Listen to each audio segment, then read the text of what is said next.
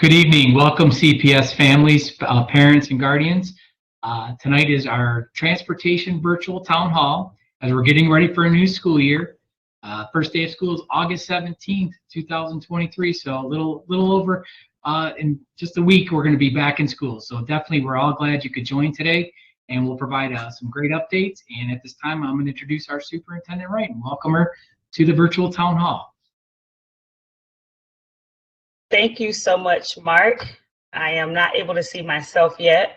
I had some technical difficulties as we were getting started this afternoon, so we do apologize for the delay. So I am joined by our Chief Operating Officer, Mr. Burkhart, who is responsible for transportation and all things operations.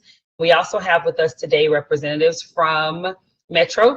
I don't remember which one is with us today, but at the end of our conversation, we have a few people with us from Metro. So at the end of our conversation with CPS, we will then transition over to Metro for just a few updates from Metro, and then we will open up for questions and answers at the very end. I think we're ready to go ahead and get started. Thank you for being here, and hopefully we're able to answer all the questions that you have as we look for an amazing year in transportation. Ready to get started.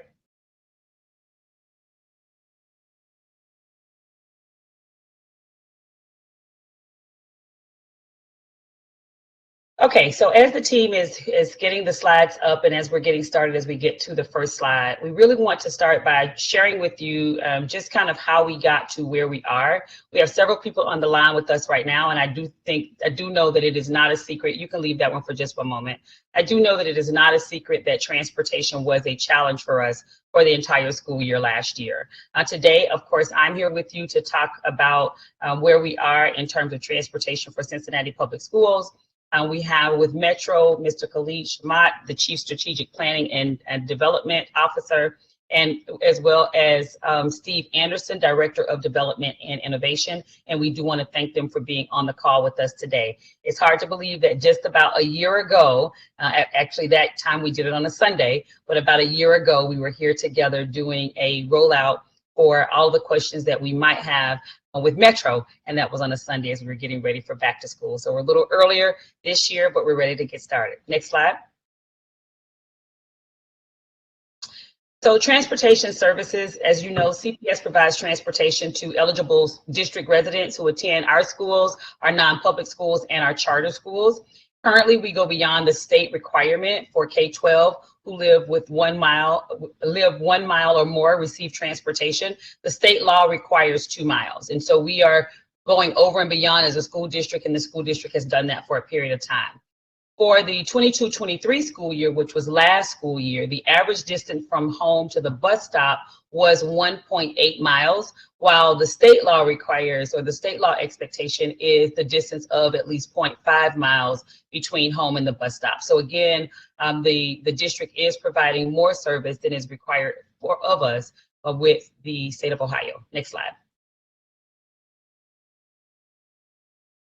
So a recap from 22-23, and I don't think that we to share this with anyone that's on this call, because you're on the call right now, because you're very interested and you want to know what the improvements are going into next year, because last year was a very challenging school year.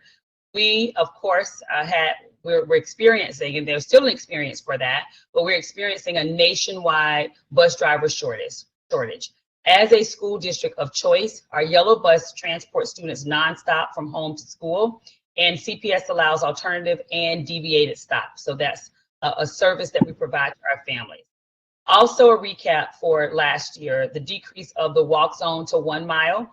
Students in grades 7 and 8 moved to yellow bus services, and we added opt-in Metro services for 7th and 8th grade students. So the district, the previous year, the walk zone, there's someone in the back, if we can get you to mute, please. The district previously, the walk zone was 1.25 miles. Last year, the district changed that 1 mile and put our 7th and 8th grade students on yellow buses when the year before they were on Metro. That had a lot of impact for the work that we needed to do last year with the additional students. We got through the year, we did what we needed to do to get through the year, but it was not the level of service that we were comfortable with, nor the level of service that our students deserve.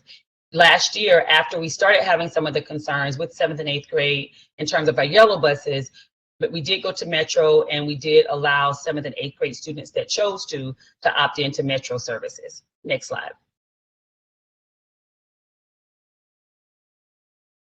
So as we were considering restructuring, this is just a review from last year, we considered 3 areas and considered the restructuring overall of transportation by thinking about these things. So the first is reducing and balancing the number of start times in the district. After a lot of thought, it was important for us to think through what impact that would have for us as we really looked at what was happening in terms of start times, not just for CPS schools, but remember we provide services to all of our non-public and charter schools as well. The next was changing the walk zone eligibility, and the third, consolidating bus stops. Next slide. After much consideration, we did make the determination that we were going to start by changing the school start time so that it allowed us to be more efficient and effective with the use of our buses and our bus drivers. So for those that really understand logistics and how those pairings go, it is important that we have schools that we can pair together in order for those schools to be able to use the same buses. And so when you have schools that are outside of a form of pairing, then it means that those schools have individual routes. And with the challenges that we have in terms of the national driver shortage, we don't have the luxury of having individual routes for schools. Therefore, each school needed to be paired with another school in order to make sure that we were maximizing the use of our buses. So our non-negotiables in terms of the parameters as we were thinking about adjusting the start times. We needed to maintain healthy start times for our high schools, and that means that high schools start no earlier than 8 p.m.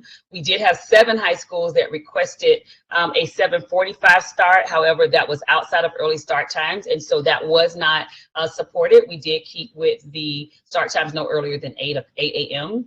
Align the K-8 and K-12 schools to high school start times because many of those students are competing together when it comes to athletics, when it comes to other programs. So having an opportunity for them to be on the same bell schedules and the same alignment allows for us to maximize additional athletics and extracurricular activities. Ensure the spread with high school start times that not exceed 50 minutes. So if there is a high school that started at 8 o'clock, the other high school could not start beyond 8:50. So really making sure that we were pairing those times together in terms of starts, so that we're also thinking about the relationship between schools, the time they start, and how we think about athletics and extracurricular activities. Some of the areas that we considered that were just nice to have parameters, but not necessarily non-negotiables, were keep schools as close as possible to their current start times, minimize the number of schools that have to move times, move schools with more routes first. That's what we needed to do to make that happen, and account for programmatic or school type needs when possible. Next slide. So where we landed was we moved to a paired 2-tier system, and the tier system where you see the high schools aligns with the healthy start times as well. So in order to do this, we had 23 schools that will start at 7:40, 8 schools, that's elementary, 12 elementary schools that start at 8 a.m., 9 high schools that start at 8 a.m., 9 elementary schools that start at 8:50, 8 high schools that start at 8:50, and 10 of our schools that start at 9:10. So this allows us to pair an early start school with a later start school, and then have a spread in the middle of those, the transition times, to allow for traffic delays, for anything that may be happening on the road, so that there's still the opportunity to get one group of students to school on time, and then to pick up the other group of students to get them to school on time as well. Next slide.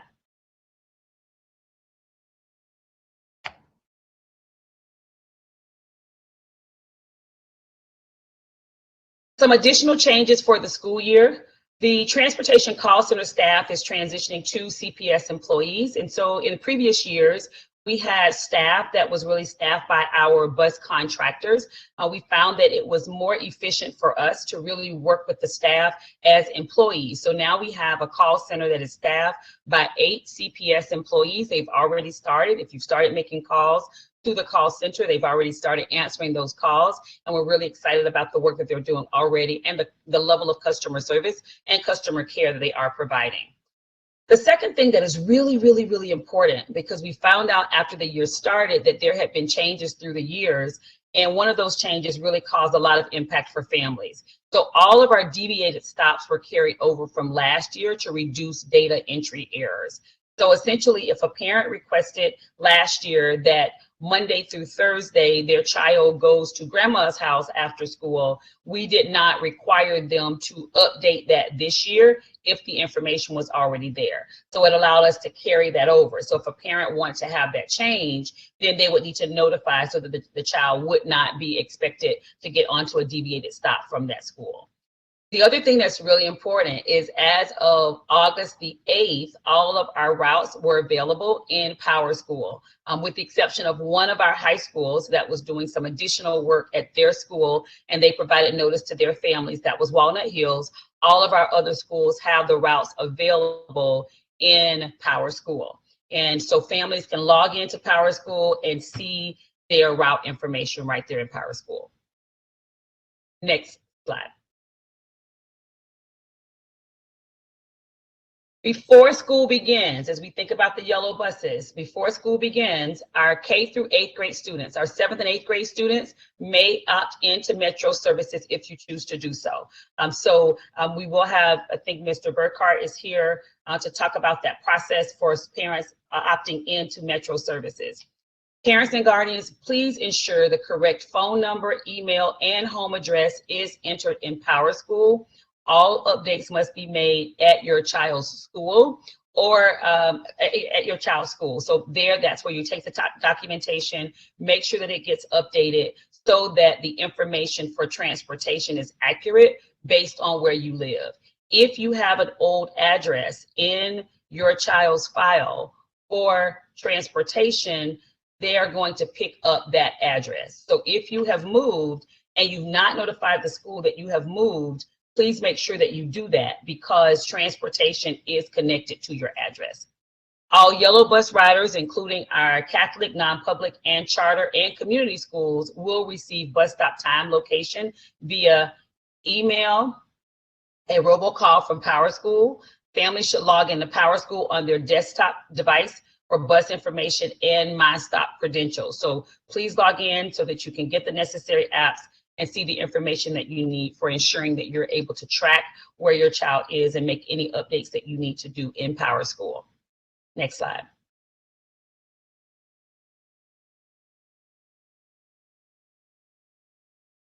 So this is just a photo that gives you information for how you go into PowerSchool to make sure that you're able to access the transportation information that is available. So as we shared, with the exception of one of our schools, that school is Walnut Hills, all of our transportation information was in PowerSchool as of August the 8th. And Walnut Hills did notify their families that they were doing some additional work with schedules. And so we could not make transportation information available without making the schedule information available. So that will be available for students at the beginning of the week for Walnut Hills. For everyone else, the bus information is available right now. So if you would look at the slide, it shows where you would go into PowerSchool. Once you log into PowerSchool, you would select bus info on the left-hand side under navigation.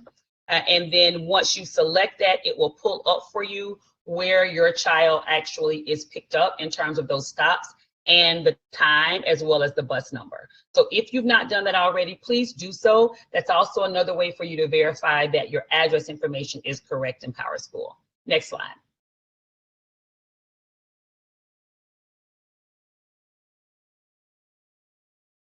Route planning with the yellow bus. So I think, Mr. Burkhart, you're online. I think you were going to do this particular slide. Yeah, thank you, Superintendent. So yes, everyone should be able to download the MyStop app, and it has improved functionality this year to be able to track the bus and where the bus is and how long it will take to get to your stop. So if you have not downloaded, you can go down to the Versatrans MyStop app. You can do that via Google or iPhone and find the the app and download it. Now you're going to need to have a username and password to log in. So as Superintendent Wright said, if you go into PowerSchool, like she had just shown you earlier, at the bottom of that screen where it tells you the bus stop and the time and the bus number, it's also going to tell you right at the bottom what your username and password is. So you'll be able to use that username and password to track the bus and what time it will get to your stop. Next slide, Rob. So also within this, the transportation in grades 7 and 8 also have the option to ride Metro. And on your screen right now is a QR code. So all students are routed on Yellow Bus, but if you would like to opt into Metro, that is definitely an option. And so we want to make that very easy. So all you would do is take your phone, and we will have this QR code later as well, so you can utilize that QR code. Go in, and it's a very short form that you would fill out, and then usually within 3 to 5 days, you will get that Metro card to the school, and your student will be able to pick that up at the school and then ride Metro for the rest of the year. So this is a service that we're offering. We heard from parents that before, when students were riding Metro, that they liked it, and we did not want that taken away. We wanted to have all those options. So at this time, I will turn it over to our folks at Metro to go through the parts that pertain to Metro.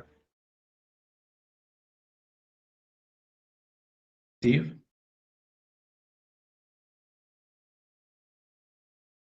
Next slide, please.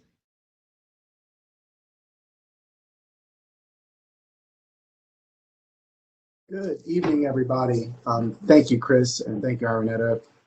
So Metro is back at it. This is our second year putting grades 9 through 12 and 7 and 8 on Metro service if they want. So we had a very successful year last year. We were on time 95% of the time within 5 minutes and almost 90% within 10 minutes.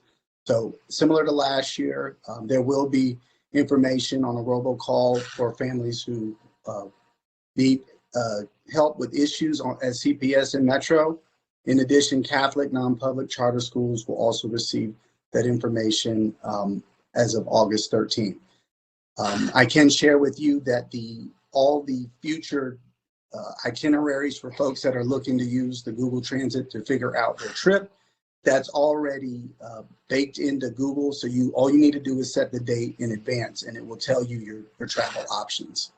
As we did last year, parents can practice riding with their students the first 3 days of next week before school starts, Monday, Tuesday, Wednesday, by telling the driver they are participating in the free CPS parent ride along, and the drivers will let you ride there and back for free.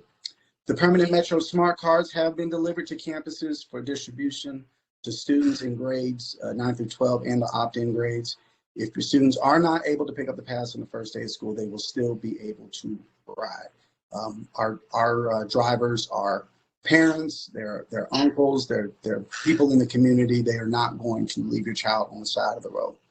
Drivers have also been instructed to remind students to pick up their passes, and some students may also be able to pick up passes at their school's open house. Next slide. Again, riding with Metro is very easy. We have a couple ways that you can find out information to plan your trip. You can go on our Metro website, go-metro.com. There's also a link on our partner CPS website as well. You see that there. And again, as last year, Metro smart cards will only be active between 6:30 and 9:30 a.m. and then again in the afternoon from 1:30 to 6:30 p.m.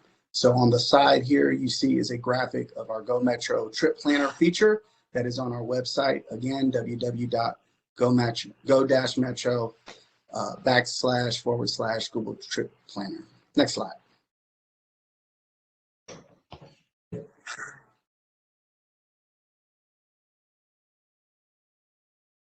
So riding Metro to school, I believe this is the slide. Keep going. I think it's a video that will load. Oh, no. Okay. This is what a Metro student pass looks like. Weekdays only between 6 and 9:30 a.m. to 1 to 6:30 p.m. again in the evening. If you have an extracurricular pass for folks that are part of a team or for other extracurricular activities, those are for valid, eligible 7th to 12th graders between 4 and 10:30 p.m. Again, no additional fares required with this pass. So you will need to flash this and show your driver when you do a light on the bus. Next slide.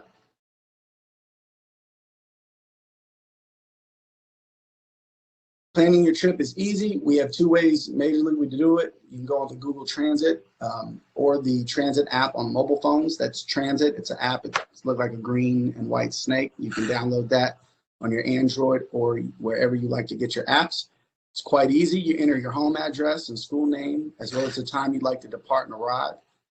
It's important right now, because the trips are in the future, to make sure you set your departure date for August 14th or better. So the CPS trips will start Monday the 14th. So if you're planning your trip, start that date for the first day of school or later. Or if you're doing a ride along, you can set it for that time as well. But make sure it's after Sunday the 13th, this Sunday. Again, we have 100% of our students will only have one or no transfers required. There will be different options that will be shown, but all students will have an option with one or no transfers. Next slide.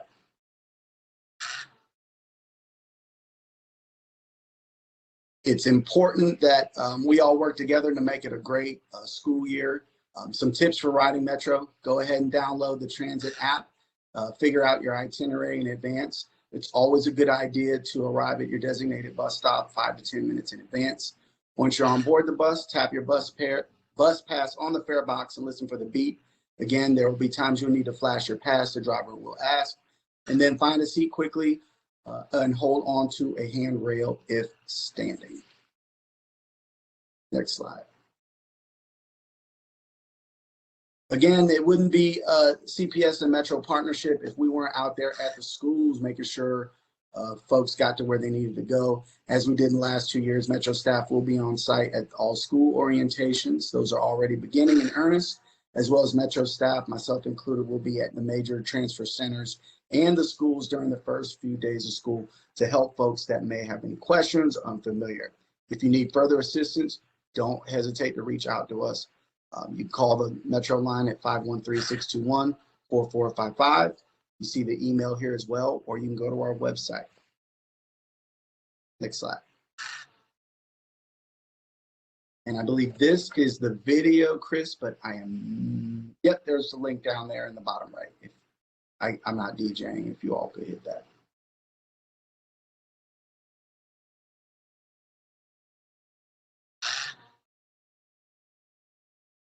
In this format, we would not be able to play a video. Okay, folks. So we will have that video made available. However, it's not going to play as part of this evening's meeting. Apologize. Next slide. Okay, thank you so very much. Thank you for the presentation, and thank you for the information specific to Metro. A few things that we want to call out. Number one, the Metro updates are already loading, and so when you go in to check your Metro routes, please make certain that you put your date when you're looking to ride the bus. And so if you would start with August the 14th, anytime after the 13th, August the 14th, or you can start with the first day of school, but make sure that when you go into the route, you're waiting until after the 13th, because the summer routes roll over on the 13th and become available on the 14th. The second thing is, please make certain that all of our students have their bus passes with them. The first day of school, they are allowed to ride without the bus passes. We've actually worked with Metro in the past, and they've given us really the first few days of school, a couple of days of school to do that. But we already have the passes that are being delivered to schools. And so it does offer students the opportunity to get those passes much earlier and to be able to use them on the first day. So if you're going to orientation and your school is giving them out of orientation, please make sure that you get your pass. Otherwise, the first day of school, the schools will have set up so that you can get your pass as well. The third thing that I will call up as a reminder for any families that would prefer for their child, their 7th or 8th grade student to ride Metro, we are honoring that this year. Do know that when you make the selection to go to Metro, you are making that selection for the year. And so once you make that selection, your seat is removed from the yellow bus. If you would like to do that, the QR code will be on the presentation at the very end so that you would be able to go into that QR code, hover over it with your phone, complete the form, and then that will send the information to transportation to get your student routed to Metro instead of on the yellow bus. The key transportation phone numbers and links. Our call of 513-363-RIDE is available Monday through Friday from 6 a.m. to 6 p.m. And you can also visit the links that are listed here on the website to receive more information. For Metro, their call number is 513-621-4455.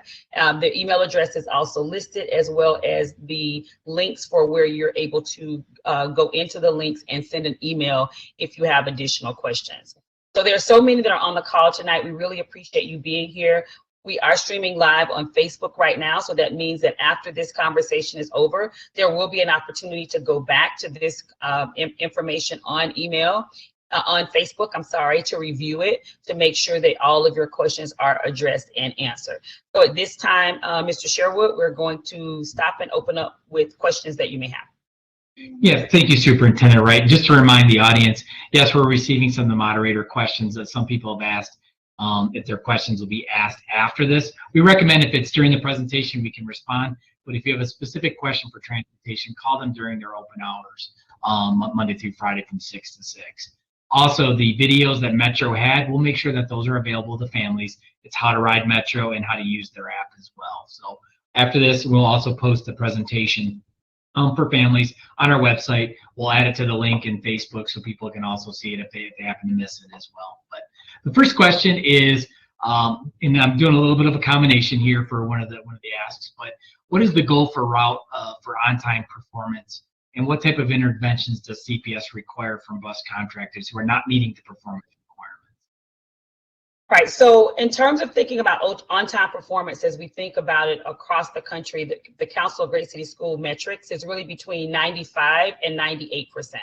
So when you're thinking about transportation and what kind of performance you're looking to have, taking into consideration accidents that may happen on the road, or sometimes students are on their way to the bus stop, drivers see them, they slow down a little bit for that to happen. So the goal is generally between 95 and 98%, and that is our goal. I think I want to call up right now in the conversation that last year was a unique year, and I do think that there have been some concerns with transportation across the years in our school district. But last year was really a unique year because of the driver shortage, the number of students that we had routed to buses, and the fact that we did not have enough drivers to drive the buses that we needed. And so in many instances, our contractors were taking their students to school, taking their loads of students to school based on their routes, and then going back to pick up another load of students to try to get them to school as well.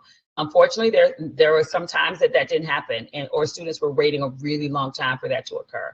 So we really feel good about where we are right now in terms of our routes. The process of organizing our district so that we had paired start times was really one that our entire transportation team, as well as our contracting team, really applauded as a need in the district, one that has been a need for a long time. So we also selected the times for start times that offered the least amount of change to the overall district. And so even for the most part, schools were within 10 to 15 minutes, sometimes 30 minutes of where their start times were. But then after the 30 minutes, those schools were very, very limited. So we were able to work that out, and we feel really good about it moving forward. Do parents, it's kind of an add-on to this, but do parents need to report the performance issue for the district and the bus contractor to engage to improve the performance? Right. So I think one of the things that we will be doing this year is making sure that we are sending out surveys to our families that are riding the buses just to get feedback from them. All of our buses are required to have a GPS technology on them so that we do know if the buses are on time or if they are late. But definitely we do want to give parents an opportunity to give feedback on that because we are expecting improvement as we move into this year. Next one is, how do we request a bus stop change if it is for a kindergarten student, if it is too far from their home or the parent feels that it's extremely unsafe? Mr. Burkhart, I'm going to let you respond to that one. Excellent, thank you. That's a great question. We get that question all the time where a bus stop may have changed or you're looking for a change. And we want to make sure that all bus stops are safe for all students across the city of Cincinnati. So I applaud that question. The first thing to do is you can call 363-RIDE, and that will make sure that your voice is heard. What we'll do is we'll log the call in. We will take all the information. We will actually have one of our routers actually look at the situation. We actually, before the school year starts, we have all of our bus vendors actually drive all of their routes and look at all of the stops to make sure that there's not any safety issues in relation to stops. And if there are, that comes back to the transportation office. They look at, in a lot of cases, they'll get in their car, they'll drive out to the stop, and they'll look at it to make sure that it is safe for all students who are going to be at that stop. So the process is to call 363-RIDE. We will log the call in. We will look at the stop to see if there's anything that we can do to make it either closer to home or a different stop, for example. And we will get back to you both either by phone or by email to let you know what that resolution is. I will say that not in every case do we move stops just for convenience. So we would be moving 17,000 stops every year if that were the case. We do try every year to be a little bit more efficient with the routing, as the superintendent stated at the beginning of the year, or at the beginning of the presentation. Last year, our walk to stop was 0.18. And so the average amongst, or the average that the state of Ohio is looking for is 0.5. So we're well below even a third of what the state of Ohio is looking for a walk to stop. So we have a situation in Cincinnati where we want students to be as close to home, but we also want the routes and the bus routes to be as efficient as possible. So good question, and remember the number 363-RIDE, and that's going to be the way to get in contact with our staff. Thank you. Kind of add to that, just for clarification for a parent. So a guardian or parent said that they have a special needs child and they need to change their pickup and drop off location, but only need to do this on Mondays and Fridays, as they're able to provide transportation to the student Tuesday, Wednesday, and Thursday. So how do we support families with this type of question? You can go ahead, Burkhart. Yeah, so that's a great question. So from what and I don't know the specific example, but we route all of our special needs students separately from all the others. We actually have routers in our transportation office who look specifically at every single one of those examples, and they each get personally touched by the transportation specialist. So I would say the same process, that if there's something that needs to be changed or something that's different, to go ahead and call, and we'll log a call, and those transportation specialists will look at each one of those situations again on a case-by-case basis. What is, here's another question, Mr. Burkhart and Superintendent Wright. What is the requirement of a bus contractor in terms of calling a family when the bus is going to be late, in terms of time? How long are they required to let families know? Yeah, so we know that last year we had some troubles with this, and making sure that the robocalls went out in a timely manner, and it goes back to what Superintendent Wright said earlier. We were having bus vendors running routes and then going back and running routes on top of that, and so that caused some issue. But to answer your question, it's a 10-minute. If the bus is going to be more than 10 minutes late, we are requiring them to send out a robocall to those families. So that's one of two ways to get that information. The other is that I talked about earlier is the My Bus Stop app. And make sure you download that app, and that will also tell you, how far the bus is from that stop. So there should be two methods to be able to engage with knowing where the bus is and when it's going to get to your stop. Here's a similar one. I have two children attending two different schools and they have two different stops. Is it possible to request them to have both at the same bus stop?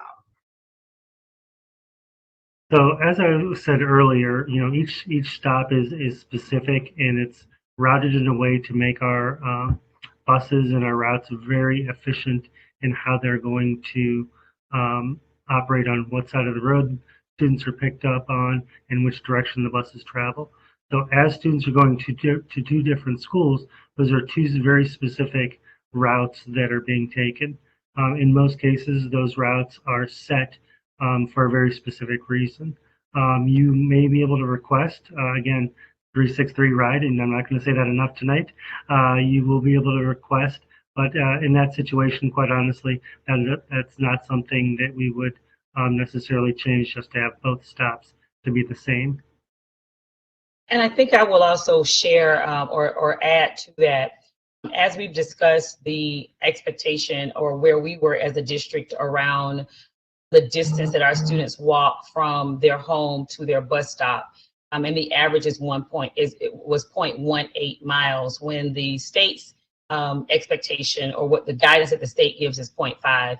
The reason that is relevant is because as we think about efficiency, you may have a student that lives in one location and a student that lives down the street from that other student. So if they are both able to walk to a location to catch the bus, it means that there is more efficiency in the use of the bus versus one stop for one student and one stop for another student. For each stop, it adds about 2 minutes to the overall ride time, to the overall transit time. And so if we're efficiently gathering students in a location that still is within the requirement of the 0.5 miles for them to get to their bus stop, taking into consideration major thoroughfares, taking into consideration areas that may not feel as safe, then those are things that we consider. But for the most part, as Mr. Burkhart said, our work with transportation this year is about overall efficiency for the 17,000 students that we transport, not necessarily the convenience individually. The second thing that's also important in terms of that is that we review the routes. So as Mr. Burkhart shared, last week, and because we service our Catholic, our non-public, our charter schools, our private schools, last week we had some schools that started as early as August the 9th. So there are some of the schools that we provide transportation for that started earlier. And so it was important that those routes were run last week so that they could review if there were any areas that were unsafe stops. Drivers could give feedback on that, just as our transportation team is out reviewing the stops as well. This week, that same thing is happening for our CPS students. So the drivers are running their routes. We have feedback from last year for routes that were considered unsafe that we have already addressed. We have to give that information to the board every year that the stops have been reviewed. So it is a process that is a consistent process. So if there is a question, you can feel free to ask that question. You can make the request, but I will share that this year there will not be as much leniency around trying to address those requests because we've gone through a process that will allow us to be more efficient.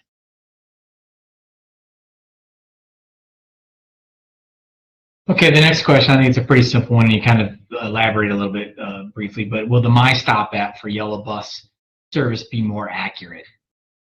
From everything, we did have a meeting late last week with our bus contractors. And so we did share with them for the part of the meeting that I was there for, we did share with them the expectations around several of the things that we're talking about right now. One of those, it was very difficult to really move to what we're expecting in terms of the overall quality and return on investment when we knew that we were dealing with double-digit shortages last year. So in some instances, individuals that might be the ones that were responsible for making sure robocalls went out or making sure that someone was contacted from a robocall, those individuals were driving buses to try to make certain that students got to school on time. So now that we have moved to a more efficient model, we are expecting to see an improvement and an overall quality in the service that we're receiving and the service that's being provided for our families. One of those is our GPS system that allows us to track the students. The other is the app, making sure that the app is accessible to families, that it's an app that works so that families are able to get the information that they're looking for. And the third is making sure that the necessary calls are going out when a bus is going to be more than 10 minutes late. So those are things that we are monitoring, as well as on-time performance, because that's really important for us. Our entire goal is making sure that we are getting our students to school on time, and we're getting them to school safely and on time, in that order. So we want them there safe, but we want them there safely on time. And so monitoring that. So we'll be going through this year, making sure that we're monitoring in that space. So one question is a little bit of a statement, but I think just bringing clarity on the adjustment to the route start and end times for the day. Saying, you said what is considered on time. And you said Metro mentions 5 minutes, but at some point in time, some schools had 30, 60, longer time waits last year, or they might have not shown up. So I think just reminding parents why we did it, why we're reducing the routes and the number of buses that are needed, that'll improve that performance before school starts and at the end of the day. I honestly, I think that I have been throughout the year very open, honest, transparent, and vocal about the challenges that we had with transportation last year. We recognize that the level of service and expectation for our students, we did not receive it. It did not happen. And one of the challenges that we had, as we shared, is we were heavily impacted by the number of routes that we had, the number of start times that we had. We had about 7 or 8 different start times for the district in a situation where we were already limited with the number of drivers that we had. We moved from a system where our 7th and 8th grade students were on the Metro the year before. And so there was the understanding that they would have been on the Metro last year. But when they moved to yellow buses, that then put another few thousand students on buses. We also changed the walk distance, the distance for where students would receive transportation from their home to the school. So transportation for the state says if a child lives 2 miles, at least 2 miles away from their school, more than 2 miles from their school, then they receive transportation. Our district said prior to this past year that if a child lived 1.25 miles away from the school, they received transportation. Last year, that number went to 1 mile. So while it offers a better service collectively for families, it also increases the number across the board that have to be transported.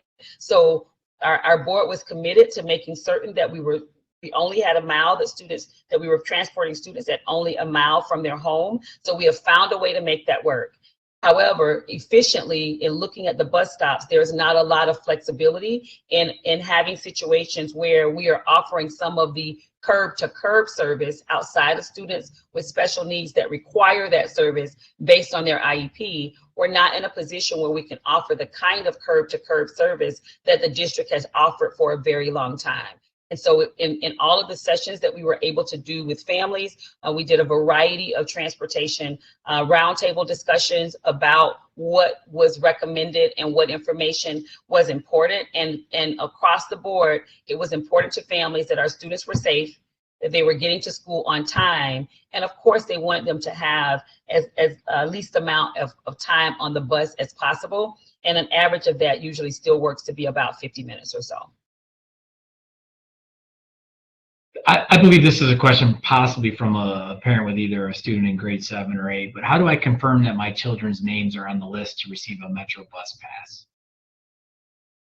So I think we want to make sure that that you did the registration for your child to receive the bus pass. So if you did that, that is a question that can be answered at 363 RIDE. And so I would say following that same process, contact 363 Ride so that we would be able to review that information you would be able to review that information with them. The second thing that will happen that might alert you to this or verify this for you as well, the passes are going out to the schools for the passes to be picked up at the school. So if you have any kind of orientation or any of those things before school starts, you would be able to pick up your pass at the school. The third thing that might be of assistance is what we will do, Mr. Sherwood, what day will the robocall go out to families about the ride along? The 10th. I apologize. Yeah, the 10th. Okay, so tomorrow a robocall will go out to all 7th and 8th grade families and 9th grade, because there are some 9th grade students that they're new to riding Metro. The robocall will go out to all 7th, 8th, and 9th grade students who will be riding Metro to invite them to do a ride along on the bus. And so that will be another way for you to check. If the information is in the system, you will receive a call tomorrow in terms of a robocall, likely a robotext as well, that's letting you know that this is a service that's provided for you.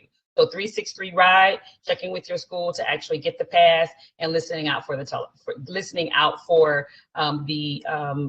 telephone call that you will receive, which will also serve as confirmation that you are a 7th or 8th grade parent that has a student that is scheduled to ride the Metro.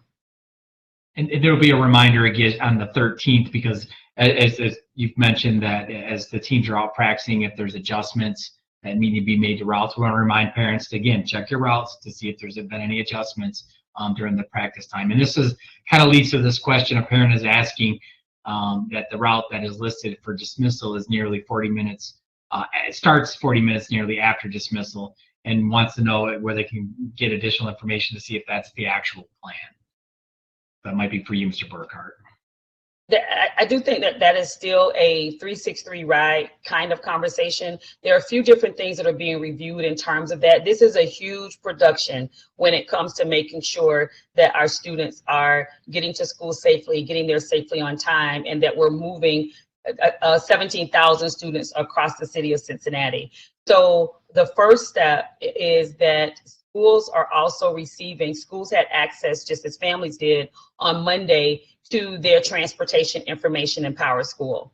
Today and tomorrow schools are receiving additional information, the actual listing of students that will ride and which buses they ride, and also the confirmed time for pickup as well. And so it's important, if that's one that we've seen, our team is looking across that information, but we do want to flag that. So if you would make a call to 363 Ride, or you can send an email. You don't have to just do the calls. We have 3 different email addresses that you can send information to, or how you can get information to make sure that there is follow-up. So if you would do that as well, that will give us a little more opportunity to check it out. And I also think for this particular parent, Mr. Sherwood, if they could just drop their school name in the chat as well, that way we can have the team to go ahead and cross-reference the routes for that particular school. I do have the school name, so I'll share that with Mr. Awesome. Burkhart. Thank you very much. Just because I think somebody joined late, they asked again, like, what are the actual days that parents can ride along next week? Sure. So our ride along times next week for Metro are Monday, Tuesday, and Wednesday. So the 3 days before school starts. We're opening this up to our 7th, 8th, and 9th grade students. I actually think if we have new 10th through 12th grade students that are just new to Metro or just moving to the area, Metro will honor those as well. So we'll do the double check with them to make sure that we get that information out to all of the families that are in the 7th through 12th grade space, and specifically as well our 7th and 8th grade families that have signed up to ride the Metro. So that will be Monday, Tuesday, and Wednesday of next week. If you are looking for your Metro routes, please look after Sunday, because Sunday is the day that the routes roll over from the summer routing to the school year routing, or what we call the school year routing. They may call it the fall routing, but we call it the school year routing, and that will occur on Sunday. So if you're going into their apps, or if you're going online, future date what you're looking for so that it is after the 13th. And again, we had a few other parents come in late, I think, and in particular, kindergarten parents who are, either concerned with the bus stop distance or the location of the bus stop being considered unsafe. I want to remind our families what they can do as far as reaching out and getting assistance from the transportation team. Yeah, so there are a few different things that I'll say for those that are coming in late. Thank you, first of all, for joining us. And for those that are on the call, there have been some of you that have been on the call with us from the very beginning. So this has been a very productive hour. This particular presentation will be put on our website. We are also live right now on Facebook, on our Cincinnati Public Schools Facebook page, and that will be there for you to go back to look, to review that as well. And you will have the information that we are sharing as we go, as we've gone through the presentation. So if you have a question about stops, about the location, we would encourage you to contact our 363 RIDE telephone number. Their hours are 6 a.m. to 6 p.m. One of the things that we did share, and as you go back and look at this presentation, you will hear us say it a few different times. We will consider moving stops this year if there is a safety concern, if there is a concern that can be addressed by a minor change. We are not considering moving stops this year for convenience. We just do not have the capacity to do that because of what we need to have happen in order to get all of our students to school on time. And so in years past, there's been a lot of movement of convenience, and we do understand that. But we're in a national driver shortage now, where we don't have some of the same luxuries that maybe we had in the past. And so we have to consider what is best for all of our students, and not just the individual number of students or those that have specific nuances. So the state requires 0.5 miles in terms of distance to get to the bus stop, so that a student could walk a half a mile to get to their bus stop. Our average last school year was 1.8 miles. We anticipate that that will increase this year. We know that it won't increase to the 0.5 for the state, but in some areas it may increase to 0.25, in others it's 0.35, but that allows us to be efficient and effective. So if you have questions, if there is something that we can do to support that's within the parameters of what it is that we can do that does not disrupt what's happening across the district with the need to move our students efficiently, that is something we would consider. But start your call with 363 RIDE so that additional information can be provided. I'm going to think I ended on this note in terms of the last question, but it's about extracurricular activities supporting kids in the junior high school age as well as high school. And can they use Metro? I think just give them a little bit of an overview on how we're going to support those kind of students.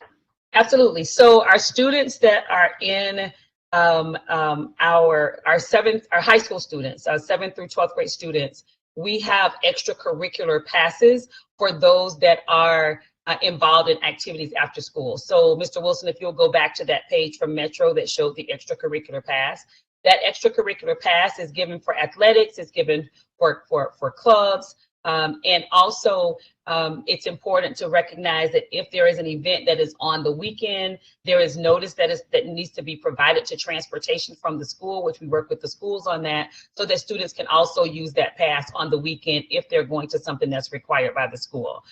This slide shows that our Metro passes are eligible, they work on weekdays from 6 a.m. to 9:30 a.m. and then from 1 p.m. to 6:30 p.m. That's on regular weekdays. So for some of our students, if they're just staying after school for tutoring, then after that tutoring is over, they're able to get on their bus before 6:30 p.m. They don't need an additional, they won't receive an activities pass for that. They would use their regular bus pass.